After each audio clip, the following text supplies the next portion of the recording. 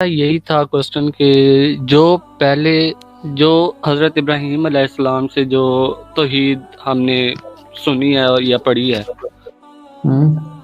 صحیح ہے، کیا وہی جی توحید آج بھی ہے یا چینج ہوئی ہے کافی؟ یا اگر چینج ہوئی ہے تو کیا ہمیں اس توحید پہ ہونا چاہیے یا اس توحید پہ ہونا چاہیے؟ جی نیکسٹ کوشچن نمبر 51 ہے شریف بھائی کا لاہور سے، جو توحید حضرت ابراہیم علیہ السلام سے سنی تھی کیا وہی توحید نبی صلی اللہ علیہ وسلم کی تھی یا اس میں کوئی چینجنگ ہو گئی ہے؟ اگر ہوئی ہے تو کس کو فالو کریں؟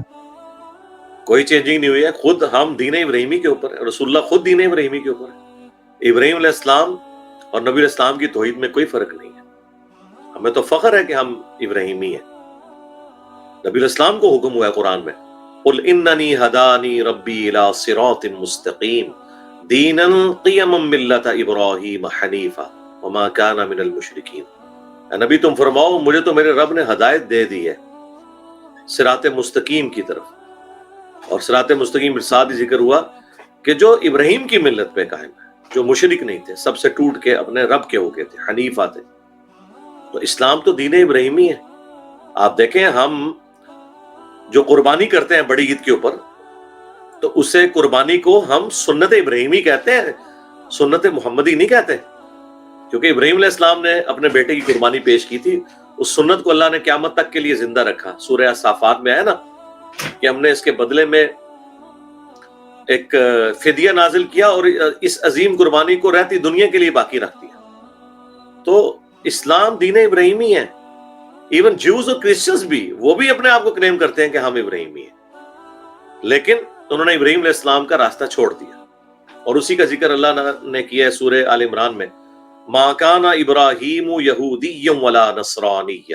ابراہیم نہ تو یہودی تھے نہ نصرانی تھے، وَلَٰكِن كَانَ حَنِيفًا مُسْلِمًا وَمَا كَانَ مِنَ الْمُشْرِكِينَ، بلکہ وہ سب سے ٹوٹ کر ایک اللہ کے ہو گئے تھے اور مسلم تھے، اور وہ مشرک نہیں تھے۔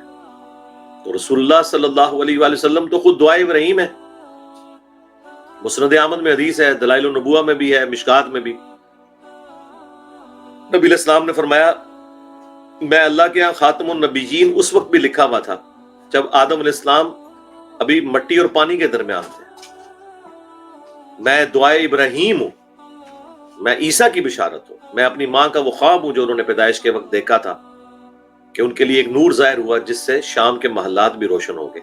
یعنی رسول اللہ کی جو والدہ محترمہ تھی سیدہ آمنہ سلام اللہ علیہا کو نبی علیہ السلام کی وجہ سے بشارت دی گئی تھی کہ آپ سے جو بیٹا پیدا ہوگا اس کی حکومت بالآخر رومن امپائر جو اس وقت کی سب سے بڑی سپر پاور تھی اس سے بھی سپر سیڈ کر جائے گی۔ تو اس میں بھی الفاظ ہیں کہ میں دعائے ابراہیم ہوں، اور دعائے ابراہیم ہونے کا ذکر تو سورۃ البقرہ میں بھی ہے۔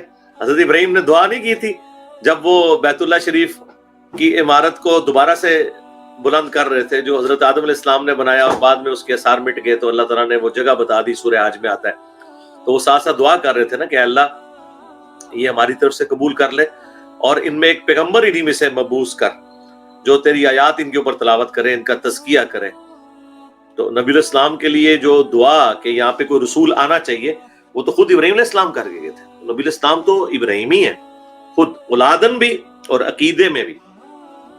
بلکہ اس وقت دنیا میں جتنی توحید کی بہاریں ہیں وہ سب کے سب ان کے پیچھے حضرت ابراہیم علیہ السلام ہے۔ ابراہیم علیہ السلام کی اولاد ہی تو توحید کا جھنڈا لے کے پوری دنیا میں کھڑی ہوئی ہے، تمام باطل مذاہب کے خلاف اگر کوئی کھڑا ہے تو ابراہیم ہی کھڑا ہوا ہے، خواہ وہ کرسچنز کے اندر ہوں جو باطل خداؤں کے خلاف کھڑے ہوئے ہیں تو وہ بھی ابراہیمی ہے۔